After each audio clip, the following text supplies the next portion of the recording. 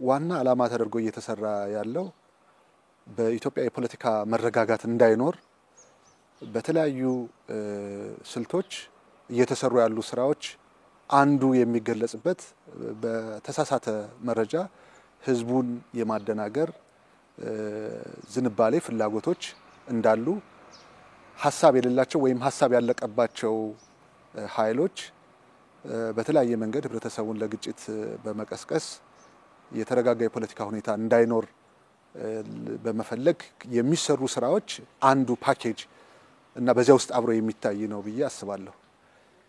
ይሄ ፖለቲካ ለመረጋጋት በህዝቦች መካከል ጥርጣሬ እንዲፈጠር የማድረግ አንደኛውን ህዝብ በሌላኛው ላይ ለግጭት እንዲነሳ የማድረግ በጠላትነት የመሳል ሌሎች ያልተረጋገጡ ታሪካዊ ሁኔታዎችን በማጣቀሻነት በመጠቀም ባላንጣናትን የማስፋት ግጭትን የማስፋት ፍላጎት ነው የሚታየው። ይሄ ኢኮኖሚው ላይ የሚያሳድረው ችግር አለ። አጠቃላይ የጸጥታ ሁኔታችንም እንደዚሁ ችግር ላይ እንዲወድቅ ከመፈለግ የሚመነጩ ናቸው። ፖለቲካ በባህሪው የተለያዩ ሐሳቦች የሚራመዱበት የህዝብን ዓላማ የህዝብን ፍላጎት በአማራጭ ሐሳቦች ተግባራዊ የሚደረጉበት አውድ ነው። ፕላትፎርሙ እሱን ነው። ይሄ ማለት ከጦርነት ከግጭት በጸዳና ነፃ በሆነ መንገድ የህዝብን ዘላቂ እድገት የህዝብን ዘላቂ ሰላም የማረጋገጥ ፍላጎት ነው። ፖለቲካ በዓለም ላይ ያለው ትልቁ ተፈላጊነትና ቦታ ይሄ ነው።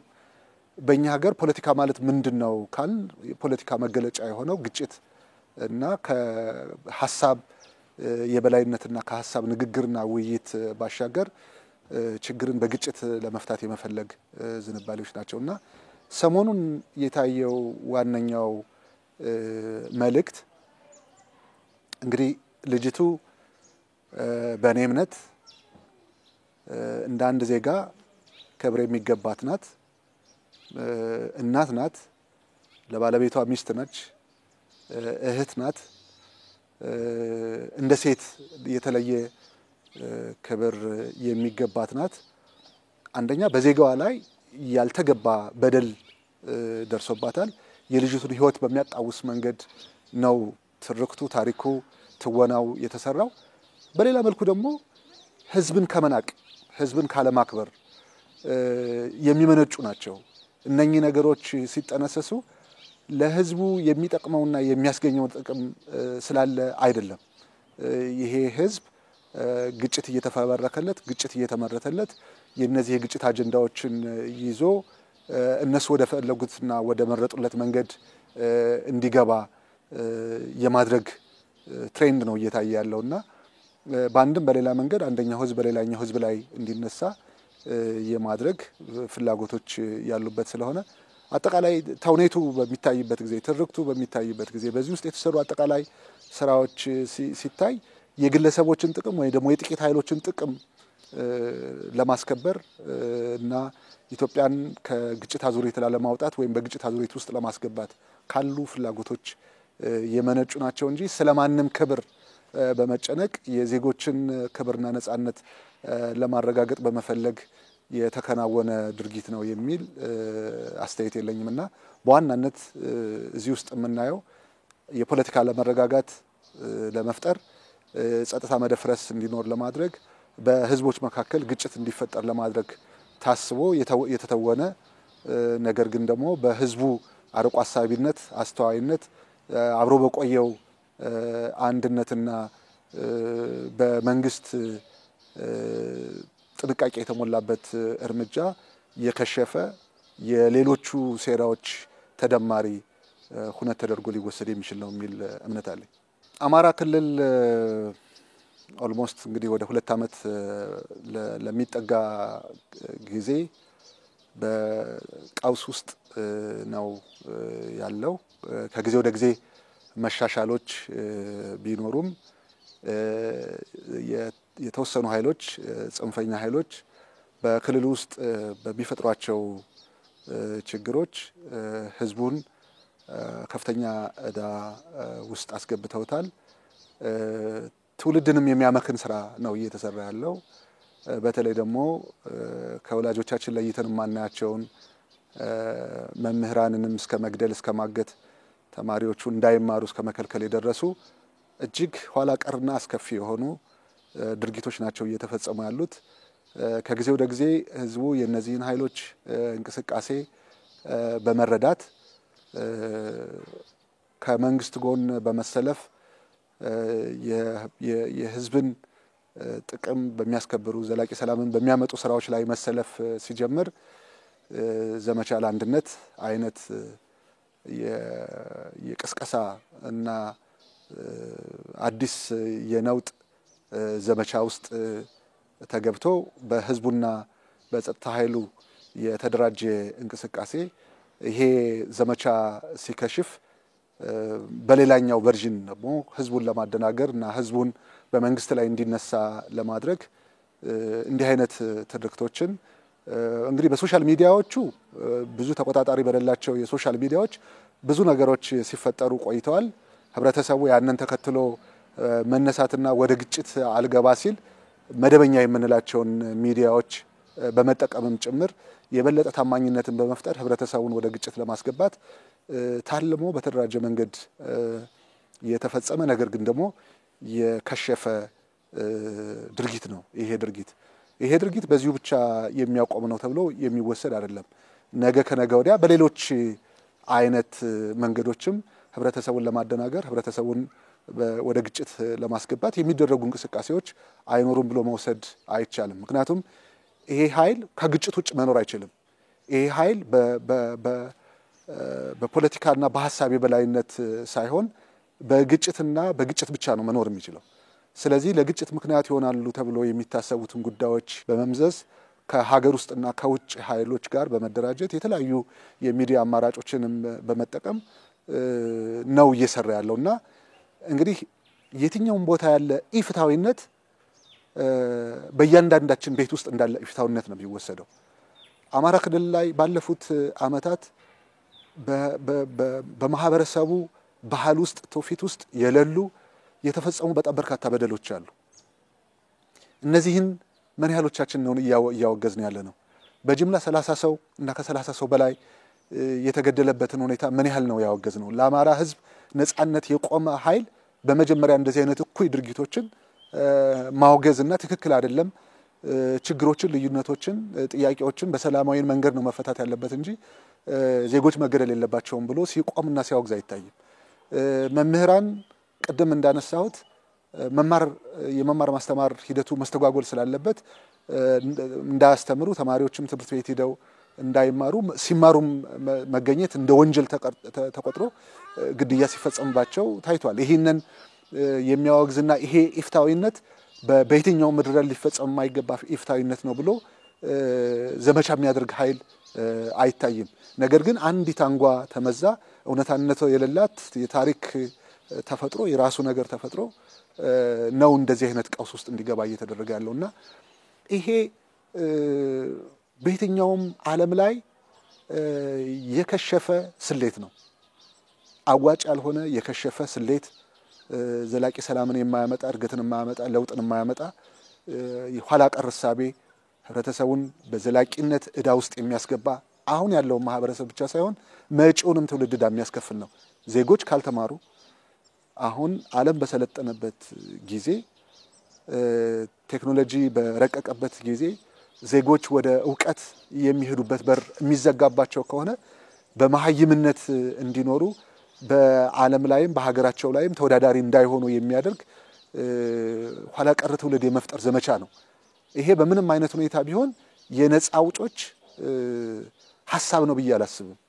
ህዝብ ነጻ እንዳይወጣ ህዝብ ባርነት በድንቁርና በኋላ ቀርነት ውስጥ እንዲቆይ የሚፈልጉ ኃይሎች የጠላት አጀንዳ የገዙ ኃይሎች ተግባር ተደርጎ ነው መወሰድ መቻል ያለበትና ከዚያ አኳያ አሁን የነበረው እንቅስቃሴ ያልተሳካውን ዘመቻ የታለመውን የጥፋት እንቅስቃሴ ሲመክን በዚህኛው ለማካካስና ህብረተሰብን በዚህ መንገድ አነሳስቶ የጥፋት ዘመቻቸውና እንቅስቃሴያቸው አካል የማድረግ ፕላን ነው የነበረው። ነገር ግን በህዝቡ ሆደ ሰፊነት አስተዋይነት እና በመንግስትም ጥንቃቄ ከሽፏል። ነገ ከነገ ወዲያም ተመሳሳይ ሁኔታዎች እንዳይፈጠሩ በአንድ በኩል እውነታነት ያላቸውን መረጃዎች ለህብረተሰቡ በስፋት ማድረስ ያስፈልጋል።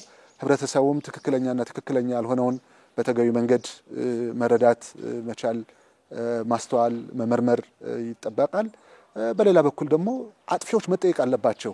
እንዲህ አይነት ህብረተሰብን ወደ ቀውስ የሚያመሩ ወደ ግጭት የሚያመሩ የራሳቸውን ጥቅምና ፍላጎት ብቻ ታሳቢ በማድረግ በተለያዩ ተልእኮዎች ግጭት የሚፈጥሩ ኃይሎችን እና በዚህ ውስጥ ተዋናይ የሆኑትን አካላት ተጠያቂ ማድረግ እጅግ በጣም አስፈላጊ ነው የሚሆነውና ሌላኛው ሰው ከነኚህ ጥፋትና ትምህርት ራሱን እያረመና እየተገነዘበ እንዲሄድ ለማድረግ የሚያስችሉ እንቅስቃሴዎች መደረግ አለባቸው የሚል እምነት ነው ያለኝ። ስለዚህ ይሄ የሆነውን ነገር ከአንድ ግለሰብ ጋር ብቻ አያይዘን ልናየው አንችልም። ከአንድ ብቸኛ የተነጠለ ድርጊት ጋር ብቻ አያይዘን ልናየው አንችልም። ከቆዩትና እየሆኑ ካሉት አጠቃላይ ሁኔታዎችና ነገ ከነገ ወዲያም ለማድረግ ከተፈለጉት አጠቃላይ ነገሮች ጋር በሙሉ ስዕል መያዝ ያስፈልጋል ማለት ነው። የመጣንበት መንገድ በጣም አደገኛ መንገድ ነው። ይህንን ለመቀየር የተሰሩ በጣም በርካታ ስራዎች አሉ። ነገር ግን ይሄ የጥፋት ኃይል ከዚህ መስመር ሳይወጣ ህብረተሰቡን በሌላ ቀውስ ውስጥ ለማስገባት የታለመ እና የተደራጀ እንቅስቃሴ እያደረገና ይሄ ፍላጎት እንዳለው የሚያመላክት ነው። ስለዚህ ይህንን ታሳቢ አድርጎ የሚመክት ህብረተሰብና መንግስትን ወደ ተቀራራቢ ሁኔታ ሊያመጣ የሚችል ስራ በዘላቂነት ሚዲያዎቹም ሁሉም የህብረተሰብ የማህበረሰብ አንቂዎችም የመንግስት አካላት የሃይማኖት ተቋማት በዚህ ውስጥ መስራት መቻል አለባቸው። ስለዚህ የተቀናጀ የጥፋትን ኃይል በተቀናጀ የመመከት ኃይልና የማስተማር ዘመቻ ነው ማሻሻልና ማስተካከል የሚቻለው የሚል እምነት አለኝ። እንደ ሀገር እየተሰጡን ያሉት አጀንዳዎች ምን ያህል የኛ አጀንዳዎች ናቸው? ምን ያህል የህብረተሰብ ችግሮች ናቸው? የሚተላለፉ መልእክቶች ምንድነው? ታሳቢነታቸው ምን ለማምጣት ነው? ዘላቂ ሰላም ለማምጣት ነው? በህዝቦች መካከል መቀራረብ ለመፍጠር ነው? የተረጋጋ የፖለቲካ ሁኔታ እንዲኖር ለማድረግ ነው? የትውልድን ቀጣይነትና እድገትን ታሳቢ ያደረገ ነው አይደለም የሚለውን በተገቢ መንገድ መገንዘብ ያስፈልጋል። ሁለተኛ የሚፈጠሩ ትንንሽ የሚመስሉ ችግሮች በአንድ አካል ብቻ የሚፈጠሩ ሳይሆን በተቀናጀ መንገድ ከውስጥም ከውጭም በጀት ተበጅቶ የሰው ኃይል ተሰማርቶ አጀንዳ ተቀርጾ እየተሰሩ ያሉ ናቸውና ይሄ ዘመቻ ኢትዮጵያ ያላትን ጸጋዎች አልምታ ተጠቅማ ጠንካራና ተወዳዳሪ ሀገር እንዳትሆን አንድነቷን ከሚያጠናክሩ የህዝቦችን ትስስር ይበልጥ ከሚያጠናክሩ ጉዳዮች ይልቅ የልዩነት አጀንዳዎችን እየመረጡ የመስራት ፍላጎት እንዳለ የሚያመላክቱ ናቸው። የብሔር ልዩነቶች ይኖራሉ፣ የሃይማኖት ልዩነቶች ይኖራሉ፣ ሌሎች ልዩነቶችም ይኖራሉ። ነገር ግን አንድ የምንሆንባቸው በታሪክ የመጣንባቸው የገነባናቸው የጋራ እሴቶች አሉ፣ የጋራ አንድነት መገለጫዎቻችን አሉ። አንድነታችን ላይ ሳይሆን ልዩነቶቻችን ላይ በመስራት ይሄንን ሀገር ከሌላ አንድ አዙሪት ወደ ሌላ አዙሪት የመውሰድ ፍላጎቶች እንዳሉ ትምህርት የሚሰጥ ነው። ሁለተኛው ሶስተኛው ጠላቶቻችን ወይም ደግሞ የኢትዮጵያን አንድነት የማይፈልጉ ኃይሎች ህዝቡን እንዴት ነው እያዩ ያሉት? ምን አይነት ምልከታ ነው ያላቸው? እንዴት ነው ግጭት ለመቀስቀስ አንዲትን ከቤቷ የተቀመጠች ልጅ ድራማ በሚመስል መንገድ ታሪክ ሰርቶ ህብረተሰቡን ወደ ግጭትና ወደ ንትርክ ማስገባት ከልጅቱ ላይ የተፈጸመ በደል ብቻ ሳይሆን በህዝቡ ላይ ይሄ ኃይል በህዝቡ ላይ ያለውን ማመለካከት የሚያመላክት ነው። ስለዚህ ህዝቡም እነዚህ ኃይሎች ምንድናቸው? ነገ ከነገ ወዲያችን ሀገር ወዴት ነው መውሰድ የሚፈልጉት የሚለውን በደንብ ሊማርበት ይገባል የሚል እምነት አለኝ። አራተኛውና የመጨረሻው መንግስት ብቻ ሳይሆን እነዚህን ኃይሎች ህዝቡ መጠየቅ መቻል አለበት። ከዚህ መማር አለብን። እንዲህ አይነት ሁኔታዎች በሶሻል ሚዲያዎችም በኮንቬንሽናል ሚዲያዎችም በሚተላለፉበት ጊዜ ተመልሶ የህዝብን አንድነትና ሉዓላዊነት ጥያቄ ውስጥ የሚያስገቡ በሚሆንበት ጊዜ መንግስት ብቻ ሳይሆን ህዝቡም ከመንግስት ጎን ቆሞ ለጥቅሙ ለአንድነቱ የሚቆምበት ሁኔታ መኖር መቻል አለበት። በእኔ እምነት አሁን ያለንበት ምዕራፍ አብዛኛውን ችግሮች ተሻግረን ኢትዮጵያን በተሻለ ምዕራፍ ላይ ያደረስንበት ስለሆነ አሁን የምናያቸውን ችግሮች ሙሉ በሙሉ አርመን ዘላቂ ሰላም፣ የተረጋጋ የሀገራዊ ሁኔታ፣ የኢኮኖሚ ሁኔታ እንዲኖር የማድረግ ህልማችን ይሳካል። በኢትዮጵያ የጀመርነውን የብልጽግና ጉዞ እውን እናደርጋለን። ለዚህ ግን ዋነኛው መሰረቱ ብልጽግና የሚፈለገው ለህዝቡ ስለሆነ ህዝቡ ከመንግስት ጋር መቆም መቻል አለበት። በተለይ አማራ ክልል ላይ ያለው ነባራዊ ሁኔታ ከምንም በላይ ህዝቡን እየጎዳ ያለ፣ ተማሪዎችን እየጎዳ ያለ፣ ዜጎች በነጻነት ተንቀሳቅሰው መስራት የማይችሉበት ሁኔታ የተፈጠረበት እና የክልሉን ዘላቂ ተወዳዳሪነት የሚጎዳ ስለሆነ ህዝቡ ከመንግስት ጎን ቆሞ ጥቅሙን የማስከበር ዘላቂ ሰላሙን የማረጋገጥ ስራ መስራት መቻል አለበትና የቆየውን የአባቶቻችን ዊዝደም ጥበብ ብልሃት ለእንዲህ አይነት የችግር ጊዜ መጠቀምና ዘላቂ ሰላምን በሚያረጋግጡ ዘላቂ ልማትን የሚያረጋግጡ የህዝብን አንድነት በሚያረጋግጡ ጉዳዮች ላይ አብሮ ከመንግስቱ ጋር መቆም መቻል አለበት። በህዝብ በጣም ትልልቅ የምንላቸውን ብሔሮች በማጋጨት ኢትዮጵያን ወደማይጠፋ እሳት ውስጥ የማስገባት ፍላጎት ነው እየታየ ያለው። ነገር ግን ይህንን አንድነት መናድ፣ መሸርሸር፣ መበጠስ ምናልባትም የኢትዮጵያ ሉዓላዊነትና አንድነት ለመበጠስ እና ለማፈራረስ እንደ አንድ አይነተኛ መፍትሄ ተደርጎ ነው እየተሰራ ያለውና በየትኛውም ወገን ያለው ጽንፈኛ ኃይል እነዚህን ልዩነቶች ለመፍጠር የሚያደርገው ሙከራ መቼውንም ቢሆን ሊሳካ ይችላል ብዬ አላስብም። ምክንያቱም እንዳይበጠሱ ሆነው የተሳሰሩ የተገመዱ አንድ ህዝቦች ናቸው። እነዚህ የምናያቸው ድራማዎችም በአንድም በሌላ መንገድ አንደኛውን ገዳይ ሌላኛውን ሟች፣ አንደኛውን አፈናቃይ ሌላኛውን ተፈናቃይ በማድረግ የሚሳሉ፣ አንደኛው ጽንፈኛ ለሌላኛው ጽንፈኛ መጋቢ በመሆን የሚሰሩ ድራማዎች ናቸው።